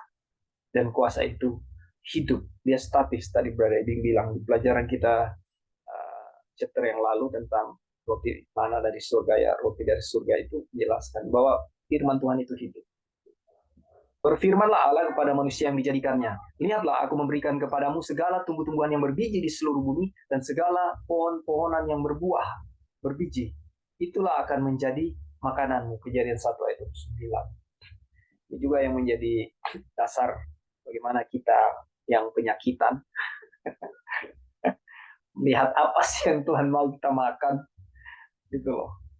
Jadi sakit penyakit karena makanan itu, ini Tuhan sudah kasih. Kejadian 1 ayat 9. Ya, tumbuh-tumbuhan ya yang berbiji, ya pohon-pohonan yang berbuah berbiji, itulah yang menjadi makananmu. Itu kan, saudara. Tapi kalau kita ya kelebihan makanan yang lain, akhirnya sakit penyakit terjadi ya. Ini teguran buat saya secara pribadi, karena itulah yang memang sedang digumuli. Oke, sejauh ini tentang bagaimana tumbuh-tumbuhan itu diciptakan, bagaimana kuasa firman menciptakan tumbuh-tumbuhan itu, ya. Kira-kira ada yang punya masukan dan tambahan? Boleh bertanya, bro? Ada pertanyaan? Ya, silakan. Ya, kita tahu semua jadi karena firman Tuhan, Oke. dan kita tahu pikiran Tuhan atau rancangan Tuhan adalah rancangan damai sejahtera atau rancangan yang terbaik lah untuk manusia. Ya. Jadi pertanyaan saya adalah, kenapa waktu manusia jatuh dalam dosa, Tuhan mengutuk tanah itu dan menghasilkan duri-duri dan semak yang lain-lain? Ya. Seperti itu. Itu aja pertanyaannya. Oke. Kenapa Tuhan mengutuk tanah? Ya. Kalau di Taman Eden kan di dalam itu, segala sesuatu indah. Segala sesuatu jadi karena firman Tuhan. Tapi ketika terjadi pelanggaran dosa, ya, kenapa Tuhan mengutuk itu? Apakah Tuhan sedang mempersulit manusia, atau apakah itu upah dari pelanggaran, dari tidak menurutan, ya, tidak patuhan umat manusia pada waktu itu, sehingga tanah Tuhan harus kutuk, atau apa? Ada yang bisa bantu untuk jawab saya? Pertanyaan dari Brother Onang. Halo bro, bisa Ya. dengar? Silakan brother. Ya, kalau di bahasa Inggris dibilang curse the earth for thy sake, atau terkutuklah tanah untuk kebaikanmu. Kalau bahasa Indonesia mungkin nggak tulis untuk kebaikanmu ya. Ya. Tetapi kalau di bahasa Inggris untuk kebaikanmu. Jadi kenapa kok tanah dikutuk? Semuanya baik kok bisa tanah dikutuk? Dan kita tahu ya, setelah manusia jatuh dalam dosa, Ya. jadi bukan cuma mereka jatuh dalam dosa, tetapi mereka punya fisik pun jatuh dalam dosa, artinya kesehatan pun mereka akan menurun. Jadi kenapa ini tanah dikutuk? Supaya manusia bekerja. Bayangkan kalau misalnya tanah itu sama seperti sebelum manusia berdosa, itu mereka nggak bekerja aja, tanah itu tumbuh subur, nggak ada semak belukar, nggak perlu pacul, nggak perlu Saha. Jadi tinggal berdiam diri, makan lah ya, nggak perlu bekerja. Jadi ini tanah itu dikutuk ketika manusia jatuh dalam dosa untuk kebaikan manusia juga, supaya manusia bisa bekerja. Karena kalau mereka tidak bekerja, pasti kesehatan mereka akan jauh lebih menurun. Jadi untuk pacul, untuk cangkul itu untuk kebaikan manusia ketika jatuh dalam dosa, supaya mereka tetap sehat ya. Itu bisa kita baca di saya lupa ya dia punya kutipan pas. Tapi ada ya dia catatannya seperti itu, Ya. bahwa tanah itu dikutuk untuk kebaikan manusia supaya manusia bisa mengolah tanah agar bisa tetap sehat setelah jatuh dalam dosa. Karena setelah jatuh dalam dosa mereka akan bisa sakit ya. Kalau sebelum jatuh dalam dosa mereka nggak sakit-sakitan, tapi setelah berdosa mereka sakit-sakitan. Dan Tuhan mengutuk tanah untuk itu ya, dia punya tujuan salah satu. Mungkin itu bro, salah satunya. Oke, ada yang lain bisa bantu jawab?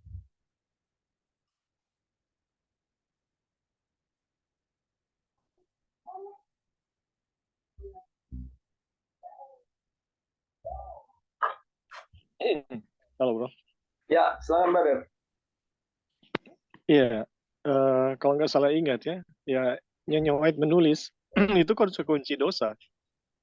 Jadi konsekuensi dosa, daun layu dan lain-lain ya, termasuk tanah mengeluarkan semak duri.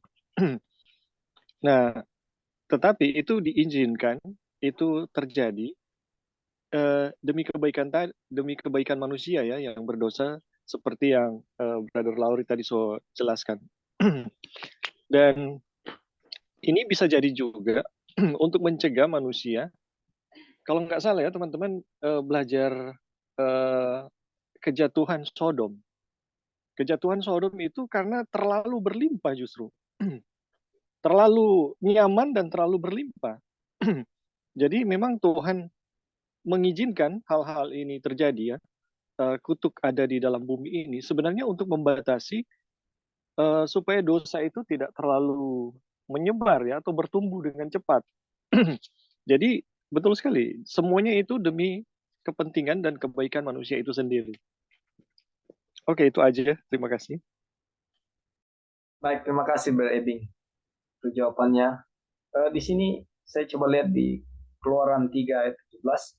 Lalu firman-Nya kepada manusia itu, karena engkau mendengarkan perkataan istrimu dan memakan dari buah pohon yang telah kuperintahkan kepadamu, jangan makan daripadanya, maka terkutuklah tanah karena engkau. Dengan bersusah payah engkau akan mencari rezekimu dari tanah seumur hidup. Jadi ada dua jawaban di sini dari Brother Lauri bilang itu untuk kebaikan manusia, ya memang ada kutipannya ya. Lalu Brother Ebing tadi penekanannya konsekuensi dosa, ya. Dan tadi di Kejadian 17 juga, Kejadian 3:17 dia bilang hal yang sama, itu konsekuensi dosa. Dan ada hal juga yang saya lihat sebenarnya Brother Onang, bahwa justru dengan kesusahan-kesusahan ini menjadi pelajaran buat kita, di mana kita bisa lebih bergantung kepada Tuhan ya daripada kita mengandalkan segala hikmat-hikmat manusia. Kira-kira itu, apakah sudah terjawab Brother Onang atau ada hal yang mau disampaikan? Iya, sudah terjawab. Terima kasih banyak. Ya. Puji Tuhan. Thank you. Puji Tuhan ya. Jadi memang ini penting juga bahwa kenapa kita harus bersusah payah ya. Ini juga sudah terjawab dan kita melihat sebenarnya itu pun proses dari kasih yang Tuhan sedang lakukan. Jadi Tuhan nggak semata-mata bilang jangan, tapi ada solusi yang Dia berikan. Oke, kita lanjut. Mungkin ini kutipan terakhir. Dengan membandingkan dua ayat yang baru saja kita baca, kita dapat melihat kenyataan dari kata-kata yang diucapkan pada Nabi Yesaya. Seluruh umat manusia adalah seperti rumput. Hal ini sama benarnya ketika Adam hidup di Eden dalam kepemilikan penuh atas kekuatan yang telah Allah anugerahkan kepadanya. Seperti halnya sekarang, Allah menciptakan manusia dari tanah yang sama seperti Dia menciptakan rumput, tumbuh-tumbuhan, dan pepohonan. Dan engkau yang menumbuhkan rumput bagi hewan dan tumbuh-tumbuhan itu, diusahakan manusia yang mengeluarkan makanan dari dalam tanah. Mazmur 104 ayat 14. Nah, pada mulanya segala sesuatu termasuk manusia sangat baik. Ya, dan jika manusia terus hidup sesuai dengan firman Tuhan, dia dan segala sesuatu akan tetap baik sampai sekarang. Ya, kita lihat ya, kalau kutipan Roh Nubuat yang menyampaikan di alam semesta ini ada dunia lain juga yang tidak jatuh ke dalam dosa. Ya, mungkin nasib kita bisa sama seperti mereka mulai daripada penciptaan dunia sampai sekarang. Ketika tidak terjadi ketidakpatuhan, ya, ketika manusia pada saat itu patuh, ya, bagaimana kita selaras dengan Tuhan, ya, pemikiran kita, tujuan-tujuan kita, ya, selaras dengan Tuhan. Bagaimana manusia pada waktu itu diberi kuasa oleh Tuhan, ya, bahkan Adam dan Hawa diberi kuasa atas taman itu untuk memberi nama hewan-hewan, ya, dan bagaimana kehidupan yang terjalin mulai dari tumbuh-tumbuhan, hewan-hewan, dan manusia pada waktu itu di taman itu. Jadi betapa indah dan luar biasa sekali kehidupan di zaman itu ketika manusia belum jatuh dalam dosa. Baik, saudara-saudara, sebelum kita tutup, apakah ada tambahan dari saudara-saudara dan masukan?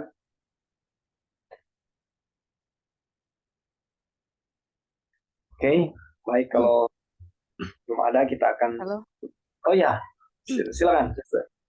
Ya Kak Dolphin, mungkin terakhir ya. Ya, bisa. yang di ayat terakhir. Ya.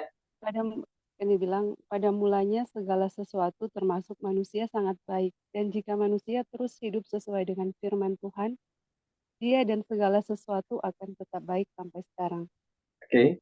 Jadi terus hidup sesuai dengan firman Tuhan. Waktu Adam dan Hawa itu kan mereka di dalam keadaan yang suci ya. Mereka bisa tidak terus hidup sesuai dengan firman Tuhan. Bagaimana dengan orang sekarang yang di dalam dosa, apa bisa terus hidup sesuai dengan firman Tuhan? Dan tadi kita sudah dengarkan ya penjelasan-penjelasan yang disampaikan. Dan sebenarnya kalau manusia sekarang ini itu lebih apa ya, mau dibilang, kalau bahasa hari-hari bilang sebenarnya lebih enak karena ada Kristus. Kenapa? Kita kan sudah pelajari ya, Kristus ini di dalam dia menjadi daging sama seperti kita, dan dia dijadikan berdosa, kan seperti itu ya. Dia Ya. dijadikan berdosa, dan hanya Kristus yang bisa melakukan firman Tuhan, hanya Kristus yang bisa menuruti hukum-hukumnya. Ya. Jadi kalau kita, dan Kristus ini telah dikaruniakan kepada semua manusia. Kalau kita menerimanya dengan iman, dia akan bekerja di dalam diri kita. Jadi dia akan menggenapi hukum-hukumnya di dalam diri kita. Jadi firman Tuhan ini kan adalah Kristus itu sendiri ya, adalah Allah sendiri.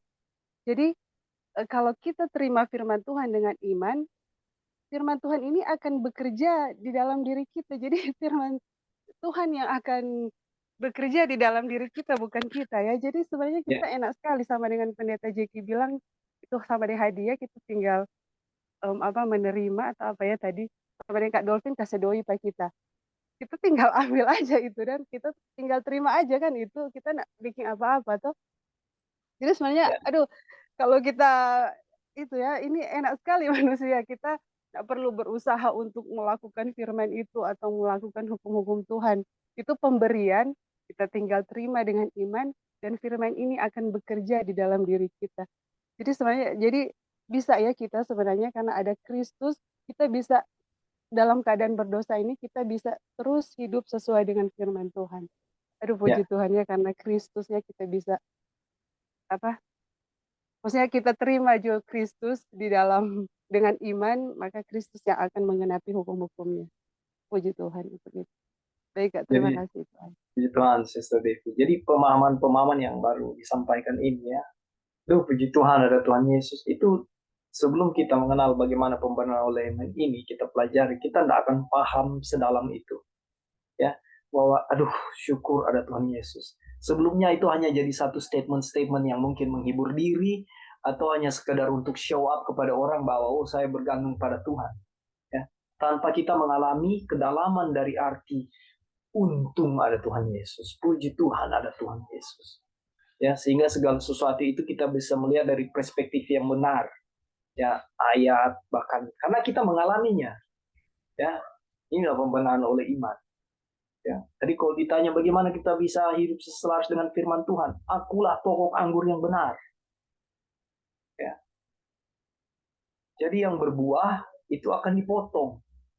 Ya, maaf, yang tidak berbuah, ranting-ranting yang tidak berbuah dipotong. Kalau sudah dipotong selesai, tidak akan menghasilkan buah lagi. Tapi ranting-ranting yang menghasilkan buah itu dibersihkan, dipelihara oleh Tuhan, dijaga. Artinya mau bilang bahwa kita masih gagal-gagal. Ya. Karena itulah natural kita. Tapi ketika kita terus bergantung, kita dibersihkan ranting-ranting kekotoran kita. Ya, ranting-ranting yang akan membawa hama di dalam kehidupan kerohanian kita. Ya, karakter-karakter kita yang masih mencintai diri sendiri itu akan dipangkas oleh Tuhan, dibersihkan sehingga buah itu lebih segar, keluar lebih murni.